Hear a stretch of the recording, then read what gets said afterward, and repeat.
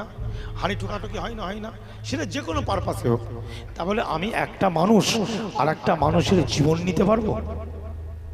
দেখেন রাসূলুল্লাহ কি বলছে, আমার নবী দেখেন কেমন শান্তির প্রতীক, শান্তির প্রবর্তক, শান্তির প্রতিষ্ঠাতা, জোরে বলুন। এমনি কবি রবীন্দ্রনাথ বলেনি এসো হে আর্য, এসো অনার্য, হিন্দু মুসলমান। কি যদি মুসলমান খারাপ হতো তাহলে রবীন্দ্রনাথ মুসলমানের নামটা মুখে নিত? কথা বলে না কেন? নিত ভাই।